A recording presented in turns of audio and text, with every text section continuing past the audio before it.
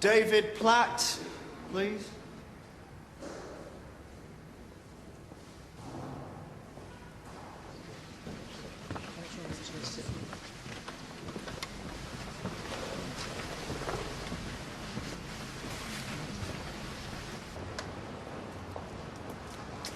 I feel like you're a drug dealer. Oh, well, today's a really good day to give up, isn't it? I'm sorry. Thank you. Try to stay calm, man. I wish you'd stop saying that. I'm as calm as I can be. So you were convinced Miss Barlow was in imminent danger? Defo, yeah. And what was Mr. Stubbs doing before Miss Barlow struck him? Well, we were gonna kill her. She'd be dead meat now. It'd be him stood up there instead of her. Thank you. No more questions, Your Ladyship. Something that puzzles the prosecution, and I'm sure members of the jury too, is your behaviour. After you'd witnessed this horrific, violent act. Is that a question? What did you do after you'd seen Mr. Stubbs being clubbed to death? Well, I were in shock. What did you do? I went out into the street and saw the police and ambulance arriving and that. And were your mother and sister Sarah in the street at that time? You know the one? And yet you failed to mention to either of them, or show any sign whatsoever that you had witnessed this traumatic event moments before.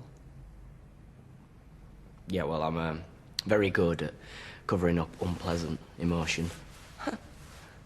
So it seems. So good that you didn't tell anyone what you'd seen for 2 weeks. No one.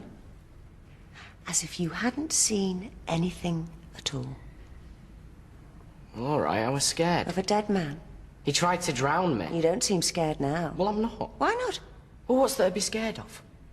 All I'm doing is just standing here and telling everybody what I saw. You were so frightened of this man that you didn't speak until he'd been dead for 2 weeks.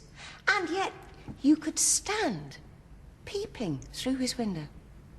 Well, it was dark. And I don't know, I figured that he's more likely to see me if I'd have moved about. So, Mr. Stubbs picked up a knife. That's right. And then he went towards Miss Barlow in the living area. We've done all this? And we're doing it again. How was he holding the knife? Could you demonstrate? His right hand? Yeah. You sure? Positive. Then what happened? He approached the defendant with malicious intent. This is a murder trial, Mr. Platt. Please avoid sarcasm and treat the court with respect, or you'll find yourself in serious trouble. What happened next? Charlie flicked out his knife, cutting Tracy's hand. Her left hand? Yeah. Holding the knife in his right hand? Yeah. You sure? Look, I'm positive.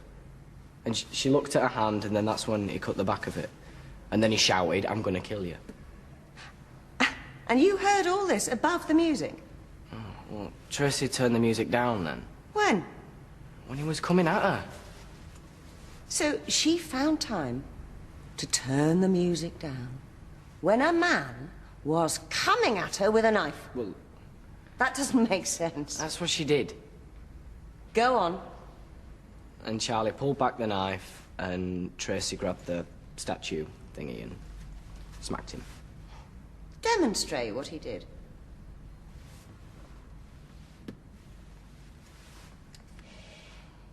Mr. Stubbs was left-handed. When his body was found, he was holding the knife in his left hand.